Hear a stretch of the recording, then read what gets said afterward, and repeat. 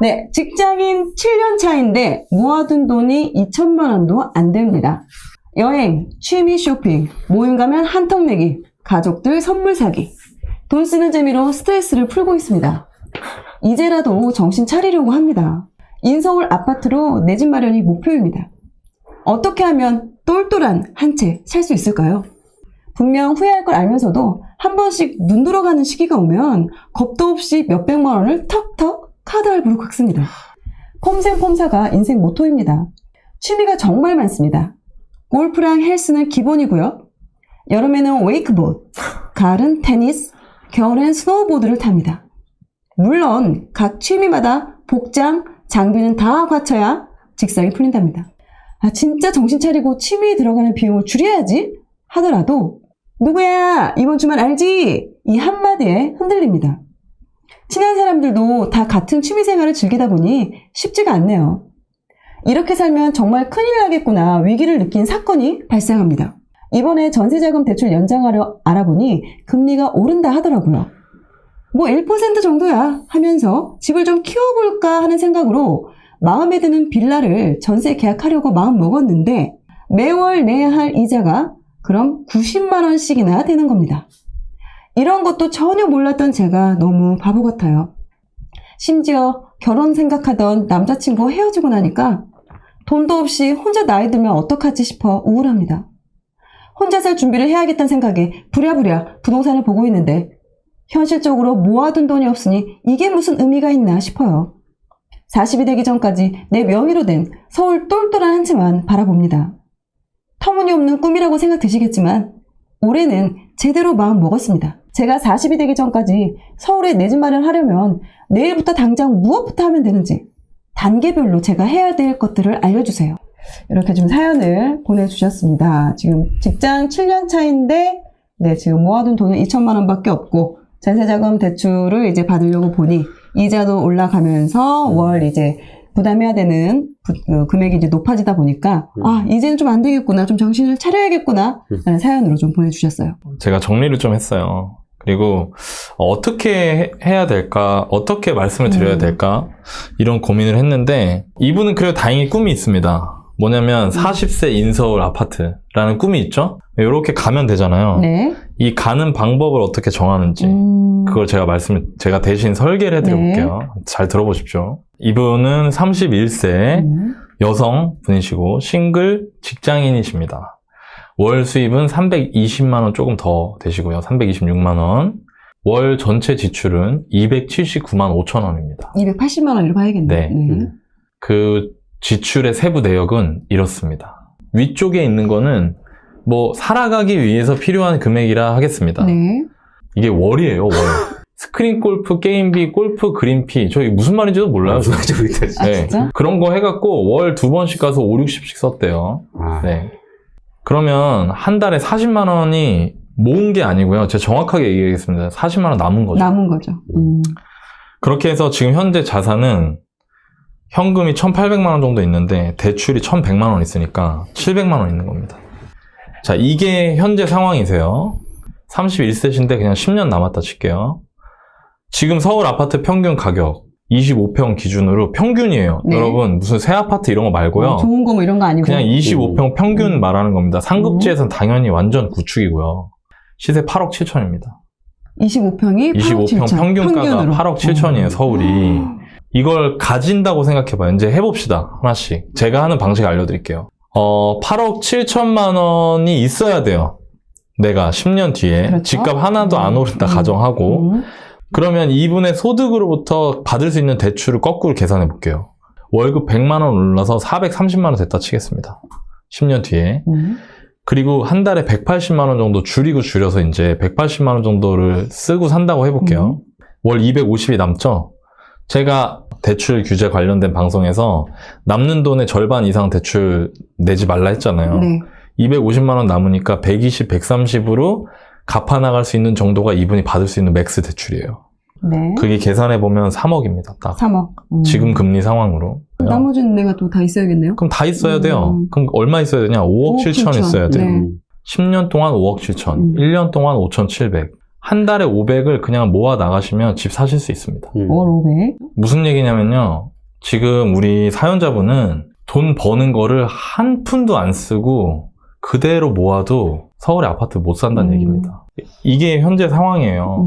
제 꿈은 인서울 20평 아파트입니다. 이게 이렇게 얘기할 게 아니라는 거예요. 이런 생활 패턴을 유지하면서. 자, 여러분, 제가 여러분들한테 좋은 얘기하고 좋은 사람 되고 싶죠. 근데 이거 돈은 아니라니까요. 맞아요. 돈은 여러분들 아무도 안 지켜줘요. 솔직히 말하면은 여러분들 백날 월부 유튜브, 우리 유튜브 봐봤자 여러분들 행동 안 하면 여러분들 삶 하나도 안 바뀌어요. 그렇죠. 저희 너바나님하고 저하고 코크님 안 계실 때 지난번에 방송할 때 저희가 이 방송 왜 하는지 말씀드렸잖아요. 여러분들 행동을 바꾸셔야 돼요. 예, 그게 진짜 중요한 거예요. 지금 그리고 그 행동을 바꾼다는 거 이런 거예요. 재테크 공부 열심히 하고 막 전투 임장 다니고 이거 중요하죠. 근데 그거보다 앞에 해야 될 게 지금 이런 거 다 그냥 다 갖다 버리는 거예요. 이런 거 습관을, 안 좋은 습관을. 자, 그러면 방법 없나요? 아니요, 있죠. 저도 했으니까.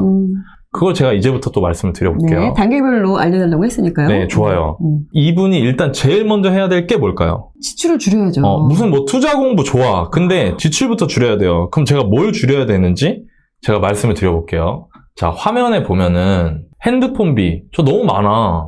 왜냐면 저기에 지금 넷플릭스도 돼 있고 그 유튜브 프리미엄까지 지금 다 돼 있는 거라서. 유튜브 프리미엄이요? 네. 내가 50만 유튜버인데 나도 프리미엄 안 쓰는 나도 안 소리 써. 하는 거야. 나도 안 써. 아니, 시간이지 아까우니까 나는 이제 쓰는데. 광고. 그러니까 100억 부자만 프리미엄을 쓰고 있거든요. 나도 거의 다 됐어 이제. 아니, 농담이고. 넷플릭스? 보지 마세요, 이제 넷플릭스. 이건 아닌 것 같아. 무슨 핸드폰 10만원 넘게 나가요? 실비, 이거 실손의료비. 잘했어. 양호해요. 잘했어. 하나도 이건 더 들어야 돼, 양호해요. 이 보험은. 학자금. 갚아야지. 어쩔 수 없지, 갚아야죠. 어쩔 수 없다는 거예요, 위에는. 맞아요. 그럼 그 아래 볼까요? 네. 골프 헬스 레슨비. 도대체 언제까지 레슨을 받아요? 헬스장 가도 돼. 아니 31살 안 가도 돼. 스쿼트 하면 돼 집에서 100개씩. 내가 내 인생에서 지금 여러 가지 내 인생이 길고 그 각각의 과정마다 우선순위 있겠지만 돈이 나한테 중요하다. 그럼 여러분 헬스장 이런 거는요. 그냥 솔직하게 말할게요. 그거는 말도 안 되는 거예요. 왜 그러냐면 뭐 그럼 건강 해쳐도 돼요? 그게 아니라니까요.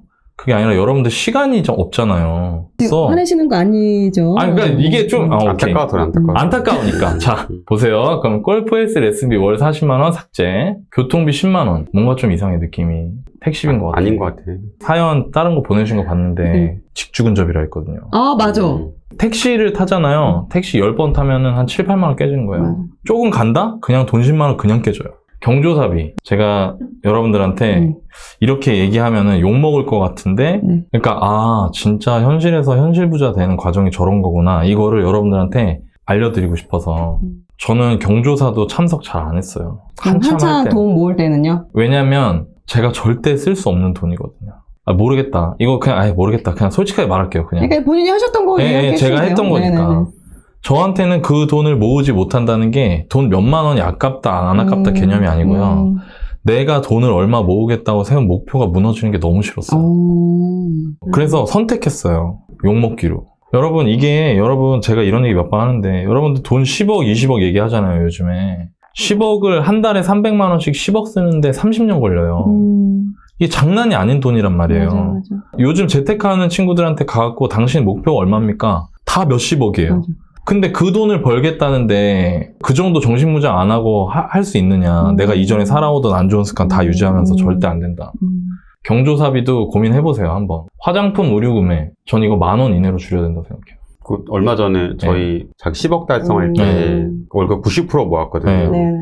여자분이에요. 직장생활 하고 있고. 근데 자기가 머리를 잘랐다고 하더라고요. 집에서 자기가 잘랐어요. 여자분인데. 네. 그렇게 이제 독하게 모으셨다고 하더라고요. 또 이분은 이미 그 전에 계속 저렇게 쓰셨잖아요. 그러니까 화장품이랑 지금 의류가 안 입고 안 쓰고 있는 게 지금 쌓여 있을 거예요. 제가 봤을 때는. 매달 저렇게 썼다는 거는. 이제는 저거 돈 안 쓰는 수준이 아니라 지금 집에 있는 것도 정리하시는 게 맞다. 품위 유지비. 그러니까 품위 유지비라는 말 도대체 누가 만든 거야? 그럼 돈 안 쓰면 품위 없나요? 내가 남한테 그 사람한테 패 끼치지 않는 거가 품위를 지키는 거지 다른 사람들한테 함부로 대하면서 돈 쓰면 품위 유지되냐? 그건 아닌 것 같아요. 말 자체가 말이 안 된다 생각해요, 저는. 제가 지금 뭐 줄여야 되는지 얘기했죠? 네네네. 이걸 다 뺍니다. 다 빼고 한 달에 미니멈 160, 170 이상 모으셔야 돼요. 이제부터 미니멈. 쉽게 말하면 소득의 절반 모은다 생각하셔야 된다 이거예요. 한 달에 150만 모은다 치겠습니다. 10년 동안 2억이 모여요. 3억 7천이 모자라죠. 네.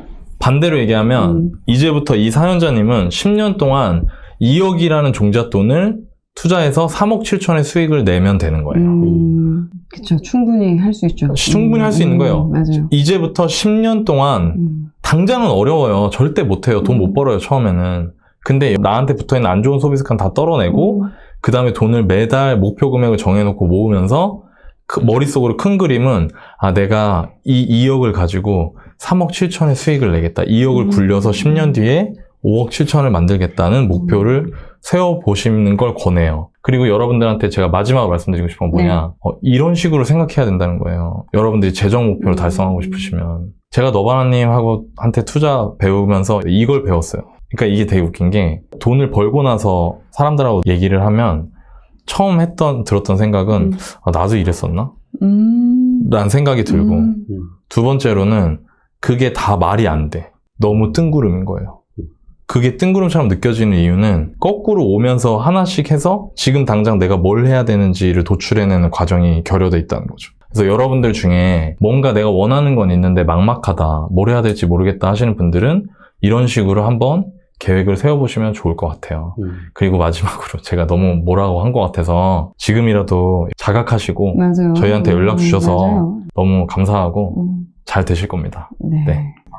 네, 안녕하세요. 네, 혹시 뭐 울고 계시는 거 아니죠? 너무 아프죠? 어지러운데요.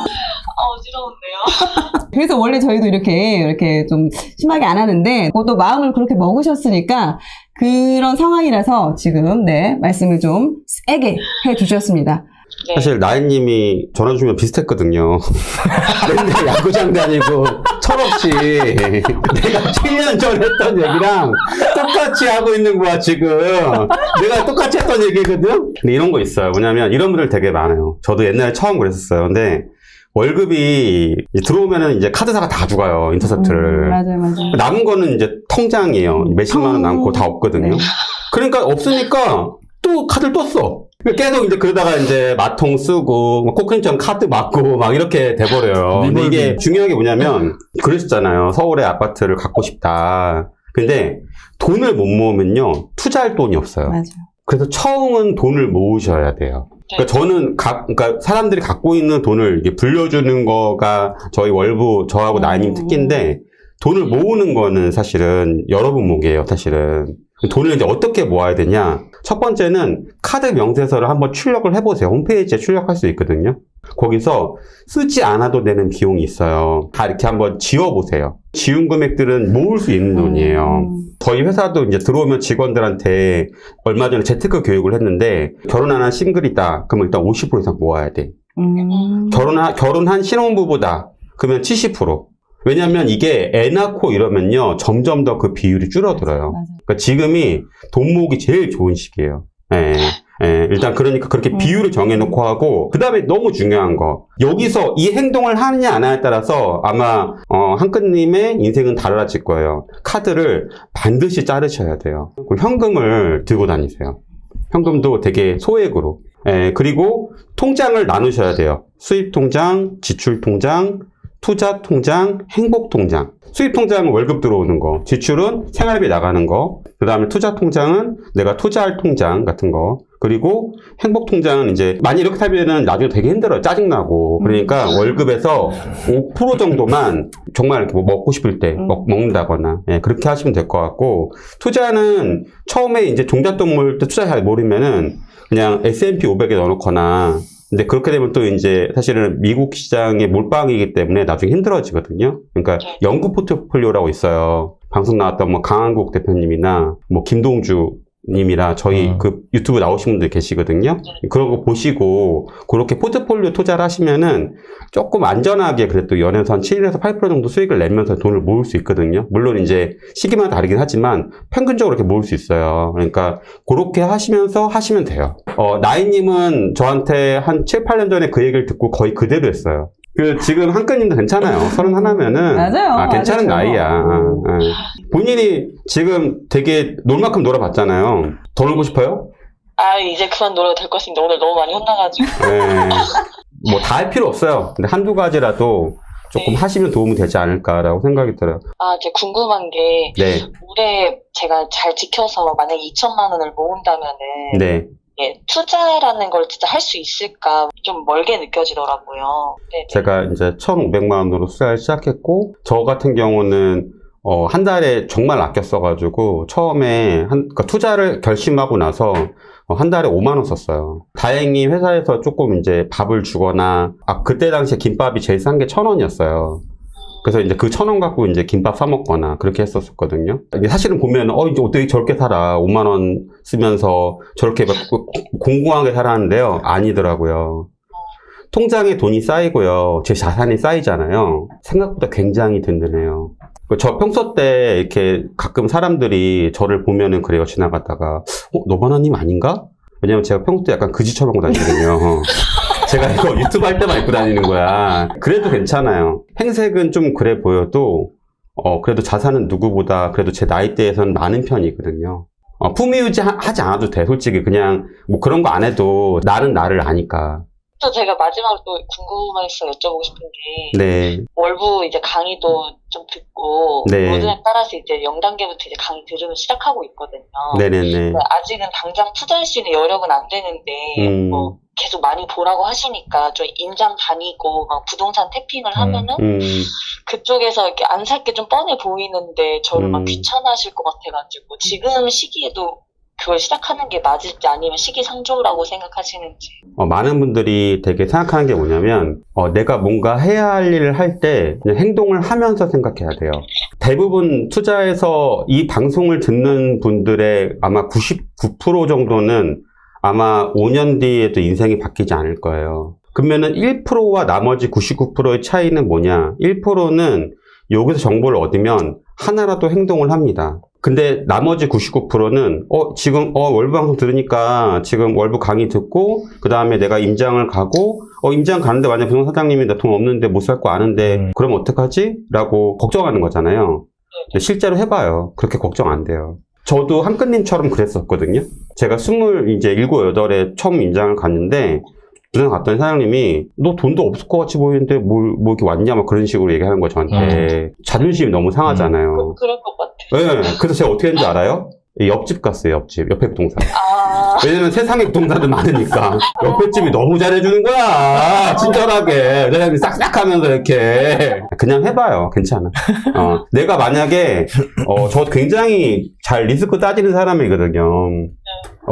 제가 월부 8년 운영하면서 월부에서 진짜 망한 사람 한 명도 없어요. 저희 나중에 10억 달성기 방송 들으시면 알겠지만 제가 그만큼 되게 많이 생각을 하고 알려주는 거예요. 그리고 그때 저도 이제 읽어보고 제가 글을 썼나 싶을 정도로 저도 되게 와닿았었거든요.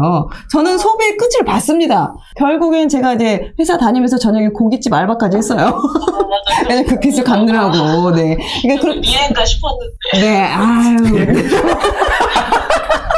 네, 근데 일단은 마음을 이제 잡으셨고, 일단 빨리 그거를 알아차리는 게 중요하더라고요. 그리고 또 SNS, 인스타 다 삭제하시고요. 네, 그런 거 다 삭제해야 돼요. 네, 괜히 그런 거 보면서 비교하지 마시고. 네, 아까 제가 말한 거 속상했으면 미안해요. 전혀 아닙니다. 네, 그리고 제가 아까 그렇게 말한 거는 한끗님이 방송인데 1년, 3년, 5년이 지나도 기억에 남는 말과 순간을 만들고 싶어져서 그랬던 거예요. 네. 왜냐면 그래야 계속 할 거 아니에요. 그죠? 그럴 것 같아요. 네. 나중에 부자 돼서 다시 만나요. 네. 제가 성공기 들고선 찾아가겠습니다. 오, 좋아요. 알겠습니다. 네. 너무 감사합니다.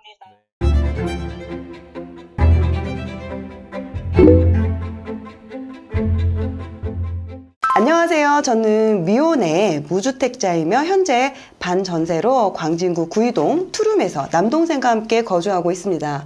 저는 28살이고 동생은 25살이에요. 본가는 대전이고 둘 다 서울로 대학교를 오게 돼서 둘이 같이 살고 있습니다. 제 직장은 광화문, 대학생인 동생은 9월부터 노량진에서 공부를 할 계획이에요. 제 첫 번째 고민은 다른 영상에서 요즘 20대에 영끌하여 집 사려는 분들이 많다며 조급한 마음을 버리고 실제로 지금 내가 현재 집을 꼭 사야 하는가를 먼저 돌이켜보라고 말씀하셨는데 현재 집을 꼭 사야 하는가의 그 기준이 무엇인지 알고 싶습니다. 저는 지금 현재 전세 계약이 내년 8월에 만료가 되고요. 아직 계약 기간이 많이 남아 있으니 저는 지금 집을 사야 할 시기가 아닌 건가요? 저는 원래 이 집의 계약이 끝난 후 제가 감당 가능한 선에서 아파트 한 채를 매수해서 실거주할 생각이었어요. 근데 부동산을 보다 보니 2억이 3억 되고 3억이 4억 되는 게 몇 개월 사이에 가능한 거더라고요. 전세 계약 기간이 만료돼서 제 집을 구할 때는 그나마 지하철도 출퇴근 가능한 경기권의 소형 아파트마저 제가 다가갈 수 없는 건 아닌가라는 생각에 두렵습니다. 그래서 좀 조급한 마음이 드는 게 사실이에요. 그리고 복비를 좀 내주면 현재 사는 집에서 만기 전에 나올 수 있다고 하니 그렇게 하기로 결정하고 집을 좀 알아보고 있습니다. 현재도 3억의 아파트는 매수가 가능하다고 판단이 되어서요. 그리고 두 번째 고민은 전세보증금 포함 현재 자기 자본이 6,800만 원, 연봉은 4천만 원이고요. 보금자리론으로 하면 2억 원 초반 정도는 대출을 받아서 3억에서 한 3억 원 초반에 그 소형 평수 아파트를 지금 사는 게 좋을까요? 아니면 계약 만료 시점까지 돈을 좀 더 모아서 공부하고 나중에 사는 게 맞는 걸까요? 지금 3억 원대 아파트가 있는 지역 중 현재 관심 지역은 강매역, 백마역 부근, 그리고 부평 구청역, 그리고 부천에 있는 소사역, 소세울역입니다. 제가 현재 모은 돈은 5,200만 원이고요. 제가 전문직이라서 시험 합격 후 바로 마이너스 통장을 발급받았고 그 돈 대부분이 주식계좌에 있습니다. 정리하자면 현재 예금 1,200, 주식계좌 9천만 원, 마이너스 통장 5천만 원, 그래서 순자산이 5,200만 원이에요. 주식계좌의 돈은 바로 인출 가능한 상태이고요. 또 제 연봉은 4천만 원입니다. 올해 인센티브를 좀 많이 받았고 5월에 직장을 옮기면서 퇴직금도 받아서 생각보다 좀 빠르게 5천만 원을 모을 수 있었어요. 저는 세무업계에서 일하며 이직이 정말 잦은 업계입니다. 이전 직장은 삼성역이었고 현재 직장은 광화문이고 1, 2년 후에 또 제가 어디서 일하게 될지는 잘 모르겠어요.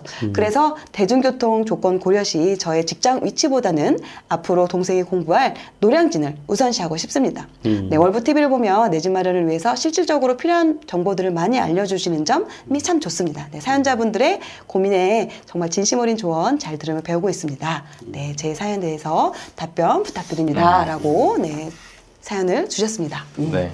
아, 진짜 이런 분들 많은 것 같아요, 요즘. 뭐, 사실 투자자들끼리 그런 얘기 하거든요. 20대가 시장에 들어오기 시작하면 끝물이다. 막 이런 얘기 있어요. 그러니까 이거는 그냥 제가 그런 그냥 의도가 아니라 그냥 그런 말이 많아요. 맞아. 이건 주식도 마찬가지더라고요. 주식도 뭐 20대들이 뭐 신용 끌어가지고 하면은 뭐 끝물이다. 이런 얘기가 있더라고요. 근데 제가 사실 이 사연을 왜 했냐면, 저한테 메일이 되게 많이 옵니다. 네, 20대 분들한테. 특히 20대 분들한테. 그리고 제가 가만히 보니까 특징이 있어요. 20대인데 서울에서 뭐 예를 들어 부모님 댁에서 같이 거주를 한다거나 이런 분들은 없어요. 그 20대 분들은 지금 집값이 전혀 자기 인생의 이슈가 아니에요. 몰라요. 집값이 오르는지 떨어지는지 관심도 없어요. 근데 지금 우리 사연자 참새님처럼 본가가 서울이 아닌데 어린 나이에 서울로 올라와서 또 동생도 왔어. 몇 년 뒤에. 그리고 같이 살다 보니까 이 서울 생활이 되게 빡빡하거든, 진짜. 그치. 그러니까 되게 지금 채팅방에서도 야, 20대 분들 막 20대인데 대단하다. 그러니까요. 나는 저 때 막 아니었는데 이런 얘기 많잖아요. 정말 반성되네. 그러니까 그게 왜 그러냐면 이런 분들이 이제 대학에 올라오면서부터 생활인으로서도 살았던 거예요. 학생이자 생활인으로. 그러다 보니까 당연히 관심을 빨리 갖게 되고, 그러다 보니까 이제 조급해지는 거죠. 또 집을 계속 옮겨 다니게 되니까. 그러다 보니까. 결과적으로. 그 조급함이 너무너무 자연스러운 거예요. 저라도 그럴 거예요. 그럼요. 근데 결과적으로는 그거는 세상은 나를 안 봐주잖아요. 그러니까 되게 조심해야 되는 시기니까. 그래서 제가 오늘 이거를 말씀을 좀 드리고 싶었어요. 이런 분들. 특히 딱 이게 있어요. 종잣돈 1억이 안 돼. 1억 미만. 그리고 소득이 월 소득이 그러니까 연소득이 많으면 5천? 진짜 많으면. 적으면은 2천, 3천. 1,000만 원대 월 소득도 있고. 이런 경우에 나 지금 너무 무려 거의 10년 세월을 내 고향이 아닌 서울에서 빡빡하게 원룸에서 생활하는 게 너무 지치고 힘들다. 이럴 때 어떻게 해야 되냐. 이런 분들이 많거든요. 그런 분들한테 제가 말씀을 좀 드리고 싶어서 이 사연 선정을 했고요. 일단 5천으로 살 수 있는 집이 있을까? 그 생각을 해봐야 돼요. 왜냐면 지금 이분이 5,200이에요. 근데 좀 걱정되는 게 뭐냐면 주식계좌 9천인데 마통 5천이 들어있어요. 지금 여기. 예. 근데 이거 조심해야 돼요. 근데 5천만 원 좀 넘는 돈으로 내 집을 마련할 수 있느냐? 이분의 니즈는 뭐냐면 나는 직장 상관없습니다. 근데 제 동생이 노량진에 있을 것 같아요. 그래서 노량진하고의 교통편을 고려해서 종잣돈 5천으로 살 수 있는 형제인지 자매인지 모르겠어요. 근데 왠지 남동생이라고 나도 하는 거 왠지 보니까 남동생 느낌이 들었어. 근데 남동생과 함께 거주하고 있습니다라고 한 거 남동생이겠네. 보니까 왠지 누나인 것 같기도 하고 예, 그런 느낌이 들어요. 그래서 둘이서 형제 둘이 거주할 수 있는 곳을 먼저 일단 말씀을 한번 드릴게요. 일단은 지도를 한번 보겠습니다. 여기 이제 서울이 있고요. 그리고 노량진이 어디냐면 노량진이 여기예요. 여기 저기 어디야? 이쪽이에요. 여기. 학원가 맞는 게 노량진. 노량진 여기 노량진 학원가가 이쪽에 있어요. 이쪽. 여기가 이제 노량진 학원가인데 노량진 역에서 내리면 되거든요. 노량진 역이 9호선 이 골드라인이 9호선이고 요 네이비 곤색이 그 1호선이란 말이에요. 근데 9호선 라인에서 5천만 원 가지고 살 수 있는 집은 없어요. 일단. 예. 그럼 1호선을 봐야 되는데 이건 서울 안쪽으로 들어가기 때문에 이쪽으로 가면 더 없죠. 저는 이제 이쪽으로 타고 나가 볼게요. 이렇게 쭉 나갑니다. 외곽 쪽으로 좀 나갈 수밖에 그렇죠. 없죠. 그럴 수밖에 없어요. 근데 물론 왕복 가능합니다. 이렇게 쭉 가다 보면 구로를 지나. 여기까지가 서울이고요. 온수 있는데 여기 전까지가 역곡부터 이제 부천 넘어가는데 여기에 이제 대표적인 서울 서쪽에 있는 신도시 주거지가 그러니까 옛날 신도시 일기 신도시 주거지가 그쵸? 부천이 있죠. 근데 지금 부천이 최근에 아파트 값이 2배가 됐어요. 많이 올랐어요. 최근에. 예, 그러니까 한 6개월, 한 8개월 사이에 거의 2배 가까이 올라 버렸거든요. 그래서 여기가 좀 애매해요. 여기가 여기 부천 요쪽이. 근데 여기 보면 제가 아까 이 지도에서 이 주황색 여기 있죠. 이 주황색이 고속화도로라고 했잖아요. 이게 이제 우리가 흔히 말하는 외곽 순환도로입니다. 외곽 순환도로 밖으로 넘어가면 여기서부터는 또 인천이거든요. 네. 여기 이제 삼산체육관, 굴포천 이쪽이 인천 부평이죠. 부평구에 이쪽이 아래쪽이 부계동, 이 위쪽이 이제 삼산동 이렇게 되어 있는데 여기에 보면 부계역이라고 있습니다. 물론 송내역처럼 급행이 서는 역은 아니에요. 그렇지만 부계역의 1호선 이용할 수 있거든요. 그럼 여기 역세권에 보면 여기서 제일 유명한 아파트가 부계역 푸르지오라는 아파트입니다. 여기 다 새 거예요. 그리고 요게 이제 SK가 있어요. 해모로 SK인가 그래요. 이 단지가. 이거는 지금 짓고 있는 분양권 거래 상태의 아파트고요. 제가 오늘 말씀드릴 단지는 바로 이 위에 있는 새 거 같아요. 네, 새 아파트 하늘채입니다. 아마 놀라실 수도 있어요. 5천만 원인데 새 아파트라고? 이렇게 얘기하실 수 있거든요. 네이버 부동산에서 보면 이 아파트는 평형이 먼저 이제 단지를 보면 이게 작년 12월에 입주한 아파트예요. 진짜 얼마 안 됐죠? 그쵸? 네, 지금 6개월 된 거예요, 입주한 지. 그리고 전부 7개 동이고 900세대가 넘기 때문에 작은 단지는 아닙니다. 네. 여기 보면 이제 이렇게 평수가 5사니까 이게 16평 정도 될 것 같아요. 평수로 치면 이 16평이 이렇게 있어요. 이렇게. 그럼 여기는 이제 각자 도면이 이렇게 돼 있잖아요. 그러면 이 두 분이 성별을 안 적어주셔서 이제 누나 남동생인지 아니면 남자 형제인지 모르겠지만 그런 걸 봐야 되겠더라고요. 그래서 성별이 다르더라도 쓰실 수 있는 10평대 아파트예요. 그리고 무엇보다 가격이 저는 개인적으로 저렴한 가격이라고 생각합니다. 3억? 네. 지금 딱 3억이거든요. 근데 이제 뭐 평상시에 부동산 관심이 있으시거나 아니면은 공부 좀 하시는 분들은 아시겠지만 부천 일기신도시 구축에 있는 것도 가격이 이거보다 많이 싸지 않아요. 예, 이건 새 건데. 예, 그래서 저는 이 아파트 정도 살 수 있을 것 같아요. 왜냐면 5천 내 돈이면 이제 2억 5천 대출이 필요하잖아요. 그럼 이거에 70% 대출이 나올 거란 말이에요. 보금자리로나 디딤돌이 될 거예요. 그럼 2억 천 대출이 나오죠. 2억 천에 모자란 게 4천만 원 정도 되는데 신용대출 4천만 원 정도 하면은 돈이 딱 맞을 것 같아요. 제가 보니까. 그리고 그렇게 했을 때 원리금 상환을 따지면 한 달에 이분 연봉이 4천이라 했으니까 400 좀 더 버는데 동생이랑 각각 100만 원씩 쓴다 치고 하더라도 제가 보기에 대출 상환에 큰 무리는 없어요. 예, 그래서 이 아파트를 한번 보시면 어떨까라는 생각이 들고 사실 제가 그냥 동생이라고 생각하고 하고 싶은 얘기 되게 많아요. 많은데 너무 불안해하니까 3억으로 살 수 있는 아파트를 제가 얘기를 했어요. 그 노량진 접근이 되고 가능하고 사실 가깝진 않아요. 근데 접근은 돼요. 그러니까 그래서 여기를 말씀을 드렸는데 저라면 지금 당장 내 집 마련하려고 하는 거는 생각을 좀 해보긴 할 것 같아요. 네. 지금 당장 내 집 마련하려고 하는 건 왜냐면 이분도 얘기하셨지만 제가 이렇게 힘든데 지금 집을 사야 할 시기가 아닌 게 맞나요? 제가 그런 얘기를 했었거든요. 맞아요. 집 안 사도 되는 사람은 안 사는 게 맞다고 차라리 지금. 근데 지금 우리 참대님은 사도 돼요. 이런데 사도 되고요. 안 사도 되고요. 그거는 내가 어떤 삶을 살 것인가를 결정하면은 나오는 결론이에요.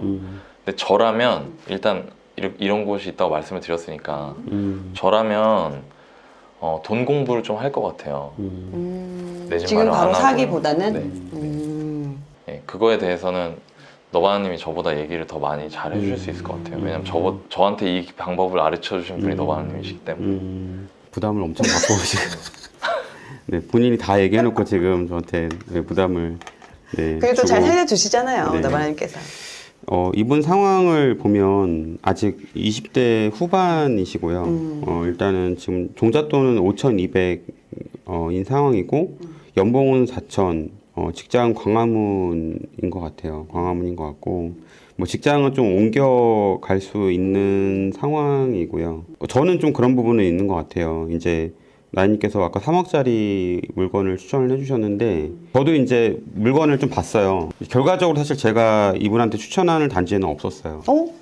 왜 없었냐면 저는 이분이 저는 집값에 아무리 맥스로 이제 한다 하더라도 대출을 50% 이상 받는 거를 지금 시기에는 별로 되게 힘들다 생각해요. 그럼 이분이 지금 뭐 많이 대출을 받아서 예를 들어 뭐 5천만 원 더 받거나 아니 더 뭐 이분이 뭐 직장이 전문직이라고 해서 뭐 1억 정도 더 1억 5천 정도 받는다 하더라도 그러면은 이제 1억에서 2억 사이에 이제 물건을 추천한다 하면은 저는 사실은 2억 5천까지 대출은 저는 조금 이건 굉장히 욕심이고 별로 굉장히 좋은 선택은 아니라 생각했습니다. 예, 일단은. 예, 그리고 이분이 지금 종잣돈 5,200 있는 상황에서는 제가 볼 때는 종잣돈을 더 모으는 게 맞다. 왜냐하면 아까 말한 것처럼 뭐 1억에서 2억 정도 되는 선의 아파트나 이제 다른 거를 보려고 했더니 일단은 적정한 아파트가 별로 없더라고요. 저는 그리고 개인적으로 20평 이상을 좋아해요. 왜냐면 20평 이상이 황금성이 좋고 또 이제 상승도 이렇게 될 때도 의미가 있기 때문에 10평대는 사실 오피스텔 원룸이랑 경쟁이 되거든요. 그러니까 이제 좀 애매한 부분이 있어요. 그래서 저는 그리고 또 이분한테 이분도 걱정되고 다른 분들 이렇게 막 내가 돈이 없는 상태인데 영끌해서라도 뭔가 사고 싶다라고 생각할까봐 제가 좀 말씀드리고 싶은 거는 2억 이하의 물건을 볼 때는 중요한 거는 저가치 물건이 많아요. 그러니까 사면 안 되는 물건. 그러니까 부동산은 중요한 게 뭐냐면 아까 이분이 얘기한 것 중에 저는 좀 약간 되게 많이 와닿았던 거는 직장이 강남에 있다가 광화문으로 옮겼고 자기는 직장이 굉장히 많이 옮기는 직종이다라고 해서 자기는 또 옮길 수 있다라고 하는데 부동산은요 그렇게 내가 팔고 싶다고 마음대로 팔 수 있는 물건이 아니에요. 특히나 이분처럼 소액으로 내가 뭔가 소액으로 내 집 마련을 한다. 그 총액이 만약에 뭐 2억 이하다 이러면은 사실은 저는 저가치 물건에 손댈 수 있기 때문에 그러면은 차라리 종잣돈을 더 모으는 게 맞다라고 말씀드렸고 그 기존에 이제 김동완 선생님께서 오셔가지고 또 얘기하셨는데 마련통장으로 좀 주식하는 거는 사실 주식 전문가들 저희에도 많이 오시지만 바통으로 하는 걸 좀 권해드리는 사람 별로 못 봤던 것 같아요. 사실은. 한 명도 없었어요. 네, 그리고 그분들은 하물며 이제 주식 완전 고수들이에요. 주식으로 막 몇십억, 100억 이상의 자산을 이룬 사람들인데도 이제 뭐 그분들이야 뭐 사실은 워낙 그 능력이 있으니까 본인이 이용을 하겠지만 내가 잘 모르는 사람이 이렇게 하는 것들은 좀 걱정이 돼요. 왜냐면 제가 이제 직장 생활을 27에 시작했는데 제가 그때가 이제 2005년도, 6년도, 7년도가 주식시장이 진짜 좋았어요. 그래서 제가 원래 종잣돈을 1,000원 갖고 시작했잖아요. 근데 1,000원 원이 아니었어요. 원래 3,000만 원이었어요. 근데 제가 이제 펀드를 넣어놨다가 펀드가 반토막 난 거예요. 그러니까 시장이 좋을 때 나도 너무 늦은 것 같아서 아파트나 부동산은 제가 살 수 있는 상황도 아니었고 근데 뭐 다들 주변에서 부동산 돈 벌었다, 주식 돈 벌었다 하니까 저도 원래 적금만 들다가 불이 나게 이렇게 들어간 거예요. 불나방처럼. 근데 반토막 났어요. 심지어 그게 결혼 자금이었어요. 그러니까 그 돈을 제가 어떻게 모았냐면 제가 이제 원래는 회사가 강원도 양양에 있었는데 분당까지 금요일마다 올라와서 과외를 했어요. 주말에. 그렇게 두 탕을 뛰고 과외를 한 거를 생활비로 쓰고 그리고 제 월급을 다 모았어요. 다. 100% 다. 예. 그렇게 했는데 반토막 난 거야. 그러니까 자기가 잘 모르고 뭔가를 할 때에 이제 저는 그걸 약간 어떻게 보면은 훈련비? 교육비라고 생각하고 있어요. 왜냐하면 제가 무지했는데 욕심을 냈으니까 이제 그런 대가를 치르더라고요. 사실 저는 부동산 대가 엄청 많이 치렀어요, 사실은. 그래서 지금 먼저 제가 이제 항상 저희 월부 수강생분한테 얘기하는 게 뭐냐면 10억까지 모으려면 1억과 3억과 10억이라는 1억, 3억, 5억, 10억이라는 그 과정을 거쳐야 되는데 그 룰이 다르다라고 얘기를 해요. 처음에. 근데 처음에 1억까지 가장 중요한 룰은 사실 투자가 아니라 절약입니다. 절약이에요. 사실은 모르겠어요. 본인이 주식을 잘하고 주식 공부를 하시는 친구들은 주식을 직접 사서 상관없어요. 근데 아닌 경우에는 저라면은 저는 제일 좋았던 거는 적금이었어요. 그리고 제 제자분들도 저한테 튜터분들이나 이런 분들도 저한테 종잣돈 모을 때 노아라님 저 이렇게 혹시나 이런 넣어놓을까요? 라고 하는데 그러지 마라. 그러지 말고 계속 이제 주식 이런 거 창 보고 하면은 본인 에너지도 하고 하니까 그냥 적금을 넣어놓고 그 돈 모이면은 내가 제일 잘하는 곳에 그리고 리턴을 자신 있는 곳에 투자해라 라고 얘기를 했거든요. 그러니까 저는 조금 그렇게 해드리고요. 제가 이제 이렇게 말씀드리면 좀 약간 좀 그러니까 제가 이걸 말씀드릴게요. 월급쟁이로 10억 모으는 법에 대해서 일단 말씀드릴게요. 왜냐하면 제가 종잣돈을 1,500만 원으로 이거보다 더 적은 돈으로 27살 때 이렇게 시작해가지고 그래도 훨씬 더 큰 돈을 모았으니까 일단은 첫 번째 이분이 해야 될 거는 만약에 그분이 이제 꿈꾸는 돈이 있다면 예를 들어 10억이다라고 하면은 먼저 10억 모은 사람을 찾아보는 게 좋아요. 사실은 실제로? 예, 주변 사람이 더 좋고요. 저는 다행히 주변 사람이 옆에 있었는데 회사 동료가 없으면은 책과 유튜브를 보시는 게 좋습니다. 강의를 가도 되고요. 그리고 중요한 거는 그걸 보고 끝나는 게 아니라 그 사람이 어떤 과정을 거쳤는지, 어떤 과정을 거쳐서 부자가 됐는지에 대해서 지금의 나와 다른 게 뭔지를 분석을 하셔야 돼요. 지금 그 사람이 가졌는데 나는 못 가진 거. 그러니까 저는 제가 가진 거는 젊음밖에 없었거든요. 그리고 시간이라는 게밖에 없었기 때문에 일단은 그걸 분석을 했고요. 제가 부자들을 보니까 부자들과 저와의 공통점은 하나밖에 없더라고요. 뭐냐면 흙수저였다. 왜냐하면 결핍이 진짜 중요하거든요. 저도 저희 아이들한테 가장 많이 주려고 하는 게 결핍이에요. 왜냐하면 그게 더 많이 성장할 수 있는 계기를 주거든요. 일단 이게 첫 번째고, 제가 본 부자들의 공통점 두 번째는 뭐냐면 일단은 책을 많이 읽더라고요. 어마어마하게. 워런 버핏, 빌 게이츠뿐만 아니라 제가 만난 부자들은 대부분 다 책을 많이 읽으신 분들이었어요. 제가 원하는 어떤 뭔가 되게 수익이 많이 났으면서도 사업에 기복이 없고 뭔가 계속해서 승승장구하는 분들은 책을 어마어마하게 읽고요. 두 번째는 간접 투자하는 사람은 없었어요. 다 직접 투자. 누군가한테 뭔가 이렇게 펀드나 이런 거는 사실은 간접 투자잖아요. 그렇게 안 하고 직접 투자를 이제 하셨고요.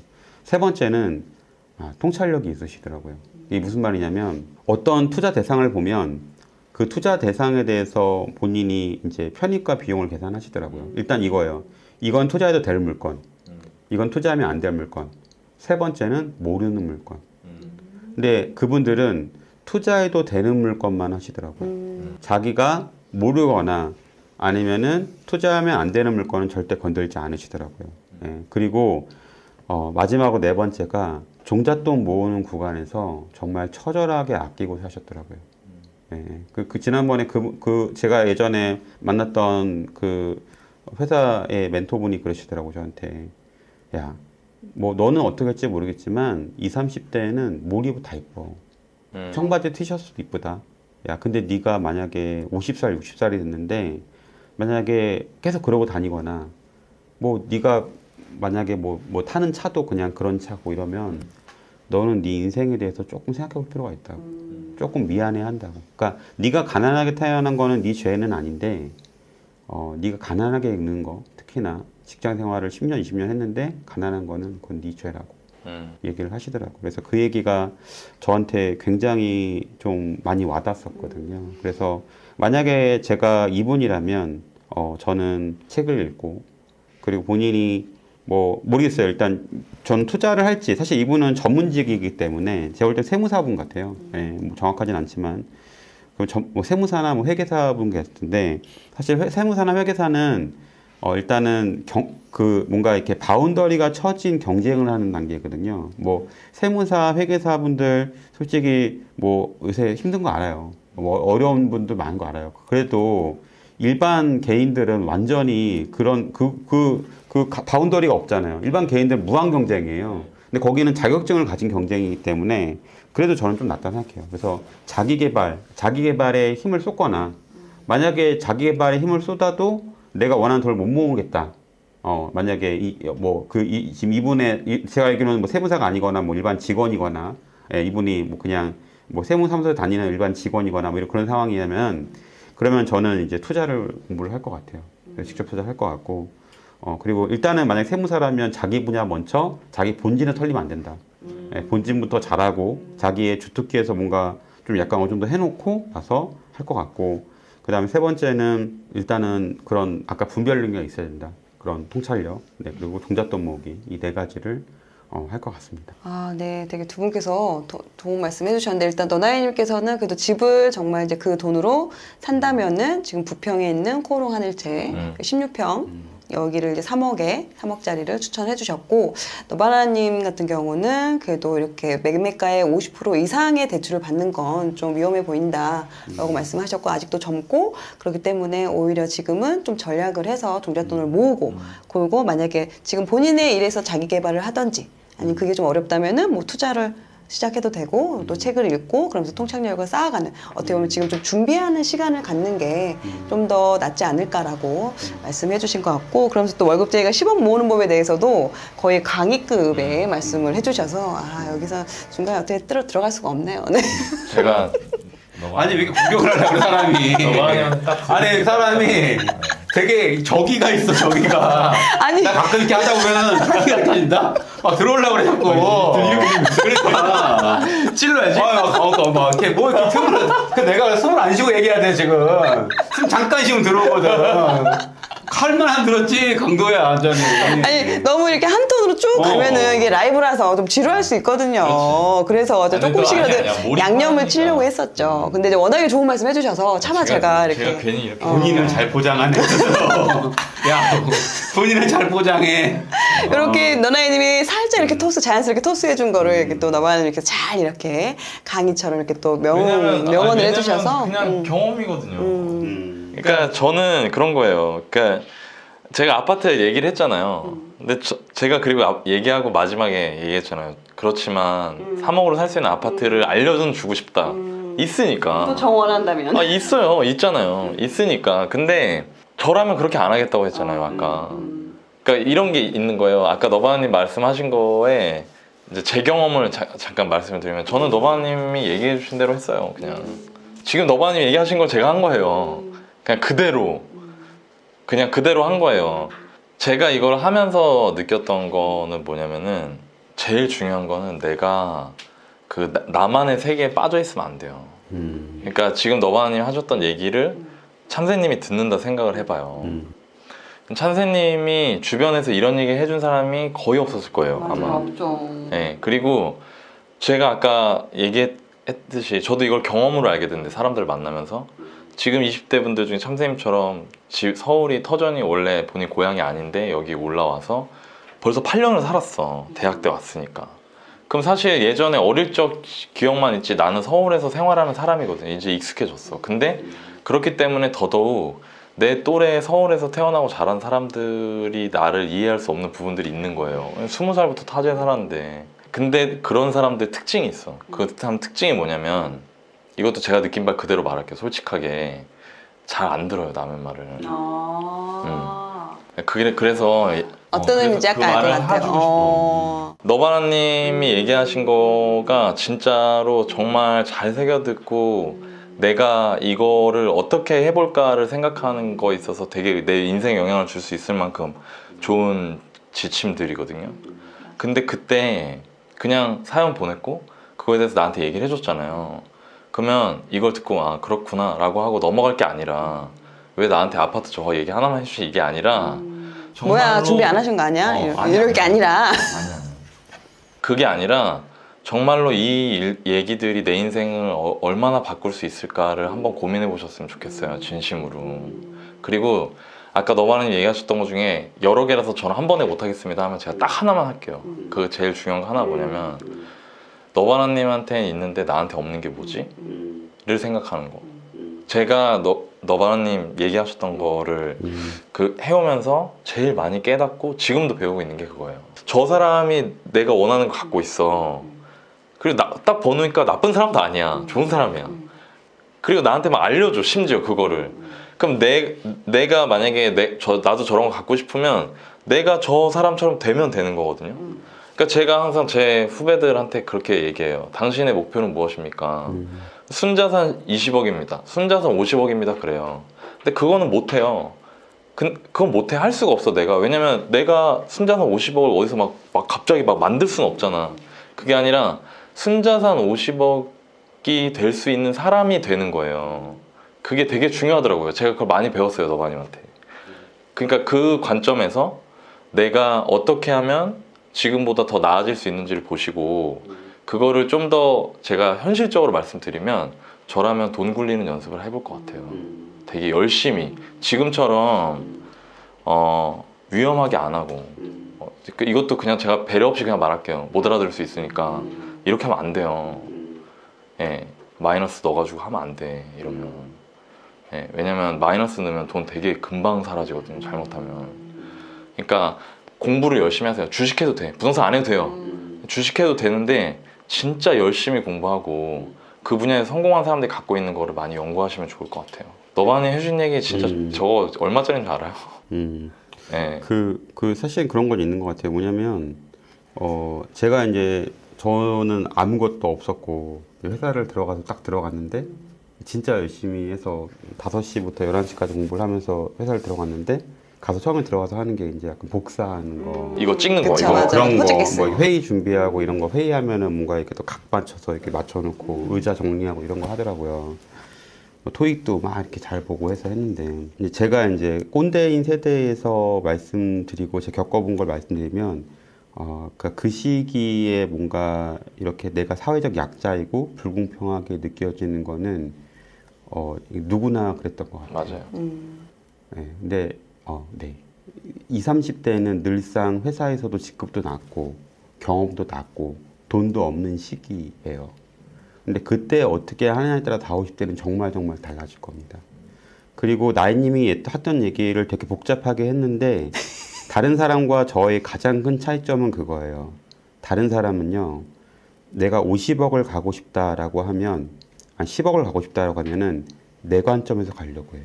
내 관점에서. 근데 저는 반대예요. 나는 그 사람이 가진 관점에서 그 사람이 지금 갖고 있는 거에 내가 없는 게 뭔지를 봐요. 돈이야 내가 어쩔 수 할 수 없지만 나머지 부분들은 그 사람이 예를 들어 책을 10,000권 읽은 사람이야. 당장 오늘 하루부터 10년 동안 10,000권을 채우려고 노력을 했어요. 그 사람이 앞마당이 예를 들어 100개야. 그럼 나도 한 달씩 하면서 10년을 채우겠다라는 생각을 했고, 그런 부분들을 하나씩, 뭐, 예를 들어, 뭐, 통찰력. 그럼 투자, 뭐, 이렇게 여러 개 하면 되겠지. 뭐 저는 100개 정도 생각을 하면은, 전 진짜 100개를 채우는 사람이에요. 그러니까 그 사람이 했던 거를 내가 내 관점에서, 나는 지금 돈도 1,000원밖에 없고, 부동산 가면 맨날 뭐, 이렇게 뭔가, 이렇게 뭐 잘 보여주지도 않고. 뭐 돈이나 있어? 나는 또 얼굴이 되게 빨개지는 사람이고. 근데 내가 그런 사람이라는 게 되게 중요하지 않다는 거예요. 내가 그렇게 되고 싶다면. 그냥 그 사람이 갖고 있는 거를 내가 그냥 묵묵히 해야 돼.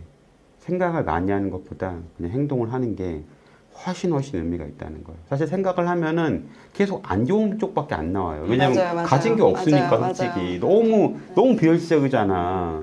아니 1,500만 원 갖고 있는 사람이 어떻게 10억이란 돈이 나한테 올 수 있게 만들겠어. 이게 너무 비현실적이지. 근데 생각보다 제가 이제 지금 여기 월부 팟캐스트나 이렇게 하면서 되게 많은 실제 부자분들을 만나고 느낀 거는 생각보다 금수저 별로 없다.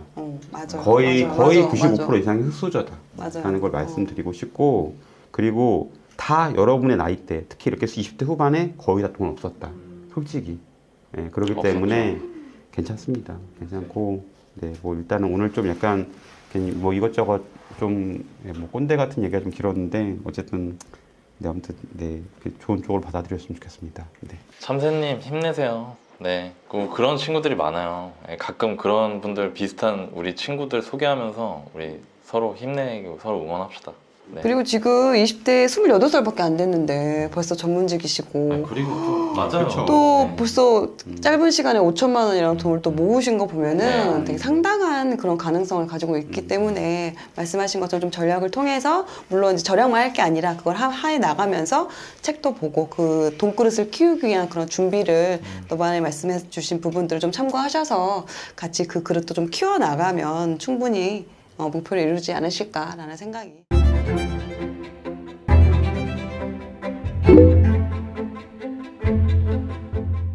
제가 투자를 하고 또 투자자로 성장해서 우리와 류가 다르거나 아니면 종목이 다른 투자자들을 만나면서 제가 느낀 게 있는데 앞으로 하락할 텐데 괜히 지금 집 산 것 같아요. 지금이라도 계약 파기하는 게 맞는 거겠죠?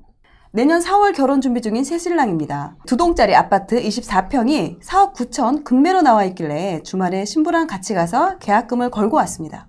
세대수가 이제 200세대가 좀 넘으니 그나마 대단지라는 생각이 들어서 역에서 시간을 재보니 7분 정도 거리의 역세권이기도 하고 또 호재가 있고 역 주변에 그런 미래가치 등 제 나름의 신념으로 사도 된다 생각을 했습니다.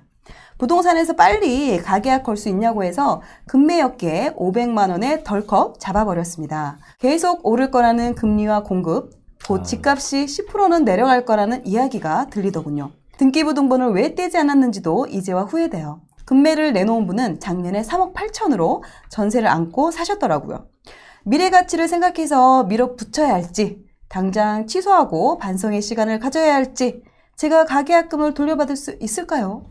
예비 신부와 함께하는 인생 첫 시작인데 벌써부터 마음이 불안합니다. 도와주세요. 라는 사연을 보내주셨어요. 최근에 이런 분들이 좀 많으시고 그리고 이게 참 아이러니한 것 같아. 뭐냐면 계속 올라갈 때는 엄청 사고 싶어 하는데 약간 주춤하면 괜히 샀나 하는 것 같아. 맞아. 근데 그게 그런 생각이 드는 게 너무 당연한 그렇죠. 것 같아요. 그리고 또 이미 샀는데. 그렇죠. 그래서 이런 경우에 어떻게 하는 게 좋을까. 그래서 이분 사연을 골랐고 일단 결론은 제 결론부터 말씀드리면 저는 잘 사셨다고 생각합니다. 잘 사셨다고 생각을 해요. 잘 사셨다고 생각하는 이유는 이분이 사신 아파트가 방 3개짜리 이제 복도식 아파트예요. 서울에 있는. 근데 5억이 안 되는 거예요. 그러네요. 그리고 세대수도 엄청 작지도 않아. 그리고 전세가 3억이 넘어요. 제가 보기에 영끌 수준도 아니에요. 충분히 내가 이 집을 운영해 나갈 수 있을 만한 상황이거든요. 그래서 저는 개인적으로 이분이 집을 나쁘지 않게 사셨다는 생각이 들고 그 매수하는 과정에서 이렇게 생각이 바뀌거나 이렇게 막 갈팡질팡 할 때 그런 부분을 좀 잘 고민을 해보시면 좋을 것 같아요. 내가 처음에 살려고 했던 원칙과 기준이 뭐였나. 제가 이분한테 이제 해드리고 싶은 말씀은 뭐냐면 네. 물건을 선택할 때 어떻게 하셨는지를 제가 대신 복기를 한번 해드리려고. 네네, 네. 좋아요. 영끌이 없는 범위냐? 첫 번째. 음. 네, 영끌 없는 범위예요. 왜냐면 이분이 자기 순자산이 2억 5천 정도 있으시다고 하셔서 집값의 절반뿐만 아니라 두 분 맞벌이 신혼부부가 충분히 상환을 꾸준히 해나갈 수 있는 정도의 대출을 받으셨기 때문에, 그리고 두 번째는 전세가하고 매매가 차이가 많이 나는가. 아, 전세가율이 높아요, 여기가 상대적으로. 그러네요. 그리고 전세도 잘 나가요. 또 역세권이고 서울이기 때문에 여기 위치적으로도 접근성이 괜찮거든요. 또 그 역이 되게 서울 중심지에서 먼 역이 아니라 이거야. 나쁘지 않아요. 그리고 여기 또 호재가 있어요. 제가 여러분들한테 항상 호재 이런 거 보지 말라고 하는데, 네네. 호재 보지 말라는 거는 여러분들 일반적인 분들은 호재가 가격에 반영이 됐는지 안 됐는지 판단을 잘 못 하거든요. 아무리 좋은 호재가 있어도 이게 너무너무 비싸면 아무 소용이 없어요. 근데 호재가 여기에 지나가는 지하철, 뚫린다는 지하철이 이 노선이 이렇게 있어. 그러면 여기 끝하고 여기 끝이 있잖아요. 네. 이 끝이 제일 좋은 거거든요. 여기는 호재가 아니야. 여기는 원래 가려고 했던 데니까. 근데 여기만 엄청 올라. 여긴 하나도 안 올라. 어떤 땐. 근데 지금 이 분이 사시면서 봤던 그 호재는 이 지역이 아니라 반대편에 반영이 많이 됐어요. 그럼 여기는 아직 반영이 안 된 상황이다. 그러니까 반영이 안 됐다라기보다 그런 게 있음에도 불구하고 싸다는 거지. 가격이. 그렇죠. 그리고 그냥 살 거잖아요. 내 집이니까. 10% 떨어졌다고 갑자기 월세로 갈 건 아니잖아요, 이분이. 그러면은 5년, 10년 더 지나가면은 10% 떨어졌다가 100% 오르면 어떡할 거야. 장기적으로 보면. 왜냐면 돈이 계속 풀리는데요. 그렇죠. 그러니까 그런 부분을 생각을 하시고 저는 계약을 잘 하셨다고 말씀을 드리고 싶어요. 네. 너바나님도 하실 말씀 있으실까요? 뭐 다들 걱정하시는 게 집값이 빠지면 어떡하냐 뭐 이런 걱정을 하시고 여러 가지를 하시는데, 보통 집 볼 때 두 가지를 보면 되거든요. 첫 번째는 이제 가치가 있냐. 가치가 있는 거는 장기간 얘가 가격 상승이 가능하냐. 그러려면 사실은 실거주 수요가 좋아야 되는데 이건 서울에 있는 물건이기 때문에 그렇죠. 그 부분은 좀 좋은 부분이 있어요. 여기서도 가깝고. 네, 그래서 그런 부분은 괜찮다고 생각을 하고요. 다만 좀 안 좋은 점도 있어요. 뭐냐면 아까 세대가 300세대가 안 되고 복도식이고 90년 초반에 구축 아파트라는 거, 그게 좀 약간 안 좋은 점이 있고 용적률도 높기 때문에 재건축 재개발은 당장 기대하기는 어려운 단지다라는 것들은 있는 것 같아요. 근데 그런 이제 좋은 점과 안 좋은 점이 상충해 있는 곳이에요. 그러니까 그분도 그래서 사실은 가계약금 넣을 때는 그런 게 안 보이다가 호재랑 이런 게 보이다가 막상 넣고 나니까 너무 오랜 거 아니야? 너무 비싼 거 아니야? 또 떨어진다는데? 이런 고민을 하셨던 것 같아요. 하셨던 것 같고. 근데 이 아파트는 아마 제가 볼 때 하락장이 오면 어떻게 될 거냐면 매매가가 많이 빠지진 않을 거예요. 전세가가 잘 받쳐주기 때문에. 네, 그렇죠. 전세가가 받쳐주기 때문에 매매가가 많이 빠지진 않고, 이런 아파트들의 특징이 뭐냐면 하락장이 왔을 때 굉장히 오랜 시간 동안 가격이 움직이지 않아요. 왜냐하면 사실 이분도 걱정하는 게 이게 또 많이 빠지면 어떡하냐, 맞아요, 이런 걱정을 하는 건데 네네네. 그러긴 쉽지 않다. 왜냐하면 뭐 아까 나연님이 일부에서도 얘기했지만 서울의 입주 물량이 이제 내년 내후년에 거의 반토막 나거든요.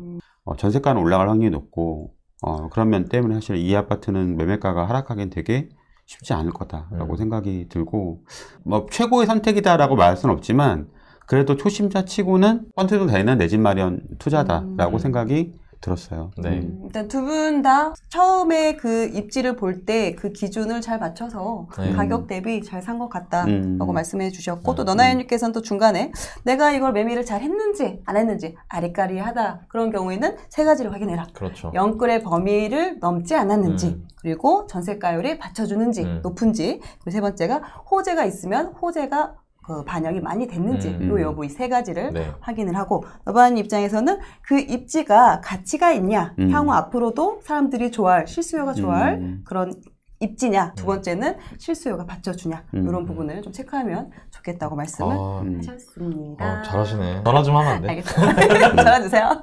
지금 두 분께서 이야기를 해주셨는데 잘한 선택을 하셨대요. 어떡하죠? 왜요? 거기서도 이제 기다려주지 않는 상황이어서 네. 일단 파기를 했었거든요.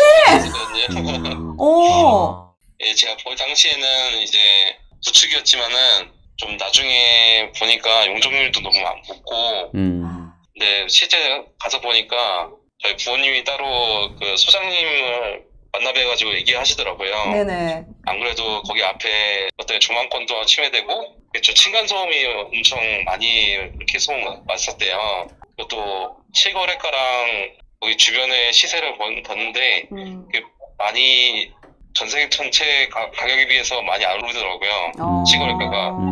그래서 제 생각에는 나중에라도 전 6억까지 생각하지만은 저는 이제 이걸 5년 사다가 갈아탈 생각이었는데 거기서 이제 나중에 다른 정상적인 아파트보다 오름폭이 더 낮을 것이라는 생각하에 하기를 했었어요. 그냥 시험부 특공이라는 기회비용이 있으니까 그걸로 생각하고 전세를 하자는 생각으로 그 계약을 하게 했었습니다. 얼마 전에. 네. 괜찮아요. 지금 저기 실례지만 저기 나이가 어떻게 되시죠? 전 32살입니다. 그러면은 네. 아직 창창하니까. 요즘에도 막 저와 비슷하게 신혼 앞둔 부부들이 엄청 많은데 네. 그분들한테 조언이 될 수 있는 그 2년 전세나 반전세를 하고 나오면 2년 뒤에 부동산 시장에서 하락선에서 다시 매수할 수 있는 타임을 잡을 수 있을지가 궁금합니다. 이전에 부동산 공부 좀 하셨어요? 아니요, 저도 올해부터 거의 공부를 시작했습니다. 공부 어떻게 하셨어요? 저는 이제 좀 나름대로 기준을 정했는데요. 네. 첫 번째는 역세권, 5분 이내 거리고 아파트 한 200세대, 300세대 이상 매일같이 그 3개의 기준으로 해가지고 집을 알아보고 있었고 다닌 거는 좀 한 10번 정도? 2년 뒤에 더 오르면 어떡해요? 저도 그게 좀 많이 겁이 납니다. 만약에 지금 집을 안 샀어요. 그리고 집이 2년 뒤에 집을 안 산 게 다행이라는 생각이 들 정도로 집값이 막 떨어지고 있어요. 그리고 2년 뒤에 계속 떨어지고 있는 거예요. 그리고 그때는 정말로 전문가들이 요즘에 연말에 전문가들 나와서 뭐 전문가 20인 인터뷰 해가지고 신문기사 나오고 이런 거 보이죠? 거기에 나오시는 분들이 전부 다 내년에도 떨어질 겁니다 라고 얘기를 하고 있어요. 그리고 전세 만기가 됐어요 이제. 2년 뒤에 좀 전에 얘기하신 것 같이 하락장이 왔으니까 사야지 라고 생각을 하고 있었는데 그 시기가 되면은 본인이 덜컥 살 수 있을 것 같아요? 좀 마음이 흔들릴 것 같습니다. 중요한 거는 뭐냐면 그걸 아셔야 된다는 거예요. 신시님 지금 32살이시잖아요. 나중에 40살 됐을 때도 아파트에서 살고 계시지 않을까요? 그리고 45, 50이 됐을 때도 아파트에서 살고 계시지 않을까요? 그때는 지금이랑 가격이 어떨 것 같으세요? 계속 상승곡선이 계속 갈 거라고 생각하고 네. 지금이 그냥 좀 내려가더라도 잠깐 일시적으로 잠깐 내려가거나 아니면은 그 상태로 유지될 거라고 저는 생각을 하고 있어요. 이거는요, 신스님 주식 하시나요? 주식 많이 하고 있습니다. 주식할 때 오르고 내리고 계속 들여다보다 보면 어떻게 돼요? 결국 올라갑니다. 그리고 내가 내릴 것 같다고 팔고 오를 것 같다고 사는 게 아니라 이걸 내가 사가지고 쭉 들고 가는 사람이 이기는 게임이잖아요. 예. 집은 더해요. 주식은 그 회사가 상패가 될 수도 있어요. 근데 부동산 상패가 있어요? 없을 것 같습니다. 없어요. 아파트는.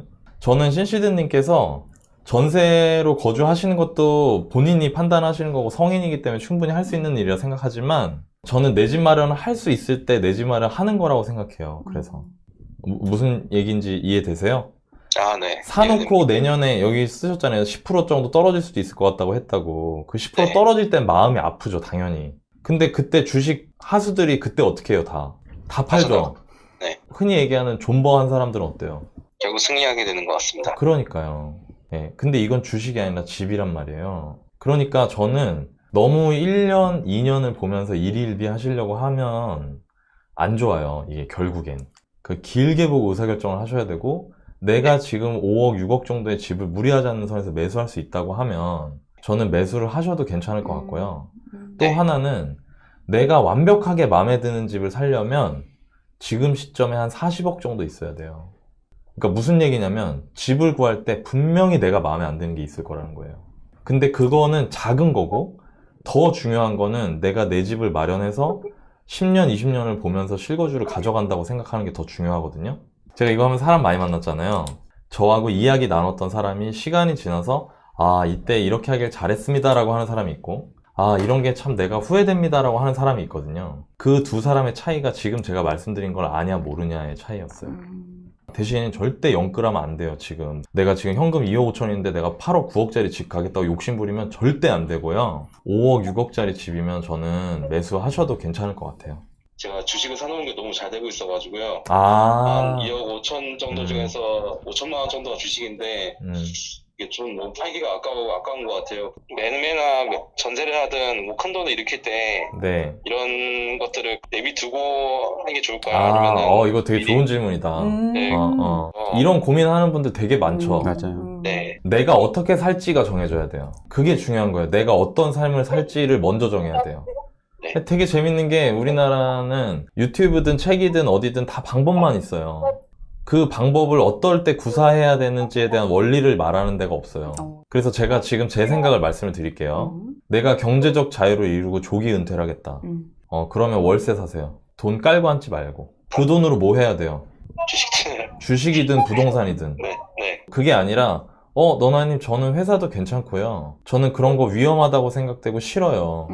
라는 생각이 든다. 그러면 내 집 마련을 하시고 주식, 부동산 다 끊으시고 회사 일을 올인하세요. 이게 맞는 거예요. 이 방향 설정이 먼저 돼야 돼요. 이거랑 똑같은 거예요. 너나님 저 지금 어디론가 떠나고 싶은데 몇 번 버스 타야 돼요? 라고 물어보는 거랑 똑같은 거예요. 근데 그 어디론가가 어디냐고요. 이거를 신시드님하고 신시드님 주변 친구들 세대들이 이걸 꼭 아셨으면 좋겠다는 생각이 많이 들어요. 그러니까 어떻게 되냐면 버스 잘 타는 법만 책 나오고 막 뭐 유튜브 나오고 하는 거 지금. 그러니까 이런 부분들을 생각을 잘 하셨으면 좋겠고요. 월세 사는 게 나쁘지 않다, 절대. 전월세 하는 거 절대 나쁜 거 아닙니다. 대신 내가 전월세 사는 거보다 그 돈을 굴려서 더 큰 돈을 만들어낼 수 있는 능력이 있다는 전제하에. 본인은 그런 능력이 있는 것 같아요? 저는 능력이 있다고 생각합니다. 주식할 때 본인의 매수 원칙 같은 게 다 있어요? 아직 그렇게 확정되지 않았는데 정보라든지 그런 걸 조달을 많이 하다 보고 또 경험을 좀 하다 보니까 이런 감각 같은 게 생기는 것 같습니다. 감각으로 하는 게 아니고요. 투자는 기준으로 하는 거예요. 지금까지 본인 돈 번 게 본인 실력인 것 같아요? 운인 것 같아요? 운인 것 같습니다. 그러면 그걸 알아야 돼요. 그리고 행동을 바꿔야 돼요. 이 운빨이 다 됐을 때 내 실력으로 바칠 수 있을 만큼 행동을 바꿔야 된다는 얘기예요. 본인 주식 투자에 일주일에 몇 시간 정도 써요? 점심시간대나 퇴근했을 때 1시간 반 정도 쓰는 것 같습니다. 하루에? 네. 본인이 주식 투자가 확실히 내 매수매도 원칙과 기준이 쓸 때까지는 주식은 회사 일 같은 직업이 되고 실력을 키워서 역량을 쌓고 내가 다른 사람이 무슨 얘기하면 이 사람 투자 어느 정도 하는 것 같다 싶은 느낌이 들 만큼 나를 올려야 돼요. 저 정말로 신시드님이 경제적 자유나 돈을 잘 굴리셔서 자산가가 되셨으면 좋겠거든요. 근데 솔직히 말하면 조금 걱정돼요. 그래서 처음부터 기본적인 부분들을 주식 고수분들한테 차근차근 열심히 배우셔서 안 잃는 투자를 하셨으면 좋겠어요. 그렇게 할 수 있다면 월세 사셔도 됩니다. 네, 방향을 잘 설정해 보도록 하겠습니다. 네, 그래요. 네. 너바나님 삐치신 거 아니죠? 좀 걱정이 돼서. 네, 말씀해주세요. 그러니까 제가 이제 투자를 지금 15년 정도 하고 있고요. 부동산도 자산을 좀 많이 쌓은 편이거든요. 이 바닥에서. 엄청. 네, 근데 그리고 제가 이제 제 제자들이 수백 명이 경제적 자유를 누렸어요. 제자들. 그러니까 투자할 때 제일 중요한 게 뭐냐면, 그러니까 사람이 할 수 있는 것과 사람이 할 수 없는 걸 구분할 줄 알아야 돼요. 그리고 내가 할 수 있는 것과 내가 할 수 없는 걸 구분할 줄 알아야 돼요. 이거를 모르는 사람들은 하락장이 오면 다 뒤집니다. 미래를 예측할 수 있다라고 생각하는 거는 저는 사실 그런 사람은 전 세계에 많지 않다 생각해요. 제가 워런 버핏을 굉장히 존경하는데 그분이 굉장히 천재거든요. 근데 그분조차도 미래를 모른다고 얘기하고 있거든요. 그러니까 어느 파도가 올지는 모르지만 그 파도에서 잘 헤엄치는 법을 알아야 돼요. 그러니까 파도가 상승이든 하락이든 잘 대응하는 법을 알아야 되거든요. 많은 사람들이 자꾸 점치려고 해요. 그리고 우리 점쟁이로 알아. 이거는 좋은 접근은 아니에요. 처음부터 다 다시 해야 돼. 그리고 이 시장에서 돈 번 게 시장 때문인지 나 때문인지를 정확히 알아야 돼요. 이 메타인지가 정말 중요해요. 투자에서. 메타인지가 안 된 친구들이 제가 하락장에서 정말 많이 참혹한 걸 너무 많이 봤어요. 진짜. 좀 전화 주신 분은 이 부분을 반드시 아셔야 돼요. 이거 안 그러면은 진짜 이게 왜냐면 저도 이제 한 집의 가장이고 그러면 이제 나는 결혼했다는 건 책임질 사람이 있다는 거잖아요. 그러면은 돈을 함부로 하면 안 돼. 사실은 아까도 이분도 그런 것 같아. 뭐 혹시나 잃으면은 내 와이프한테 너무 미안할까봐 이런 선택을 한 것 같은데 내가 볼 땐 이분이 선택을 할 수 있을 정도의 역량이 아니거든. 제가 예전에 한번 물어봤거든요. 투자 고수분들한테. 되게 신기한 게 혼자 해서 잘 된 분 거의 없어요. 자기 안에 같이 맞아. 하는 부티크가 있거나 증권에서 일을 하거나 개미들은 다 뒤졌어요. 제가 투자를 하고 또 투자자로 성장해서 우리와 류가 다르거나 아니면 종목이 다른 투자자들을 만나면서 제가 느낀 게 있는데 미래라는 화두를 놓고 사람을 분류할 때 미래를 만들거나 아니면 미래에 맞춰가거나 둘 중에 하나예요. 미래를 만드는 건 뭐냐면 어떤 사람이냐면 스티브 잡스나 이건희 회장이나 일론 머스크 같은 사람, 제프 베조스 같은 사람이 미래를 만드는 사람이에요. 그 사람은 미래를 예측할 필요가 없어. 내가 만드니까. 근데 그런 사람은 극소수라는 거예요. 그리고 그렇게 극소수인 사람들조차도 자기들이 그런 거를 할 때 굉장한 두려움을 안고 하거든요. 근데 우리 주변 사람들이 그걸 너무너무 쉽게 생각하는 것 같아서 걱정이 많이 된다. 만약에 내가 미래를 만들 수 있는 역량을 가진 사람이 아니라고 판단이 되면 미래에 맞춰가는 사람이 돼야 돼요. 이 상황이 됐을 때 이렇게, 이 상황이 됐을 때 이렇게. 핵심은 어떤 상황이 와도 내가 안 망하는 사람이 돼야 된다. 그러니까 잘 대응한다는 거죠. 네. 그러다가 대박이 터진다. 그 운인 거예요. 이렇게 스탠스를 맞춰놓고 가야 여러분들이 투자로 안 잃습니다. 제가 주식 투자하시는 분들하고 얘기를 해봐도 투자는 비슷해요. 그래서 너바나님도 걱정이 너무 되니까 또 결혼해서 가정 꾸리니까 맞아. 저도 걱정되거든요. 솔직히 신시드님 돈 잃고 나서 이 생각나면 너무 억울할 거 아니에요. 그러니까 흘려듣지 마시고 열심히 공부하셨으면 좋겠어요. 진짜. 어떤 분야를 선택했든 어찌됐든 월급 그 이상의 그 수익을 바라는 거잖아요. 투자에서. 그러면은 그 직장에서 쏟는 그 시간과 에너지 그 이상을 투자에 쏟아야지만이 거기서 또 그만큼 더 이상의 성과가 네. 나올 수 있는 거라서 만약에 주식을 할 거면 좀 더 집중을 해서 좀 더 이렇게 몰입을 해서 많은 시간 그렇게 좀 써야 되지 않을까 그런 좀 걱정되는 마음에 말씀을 해주신 것 같습니다. 네.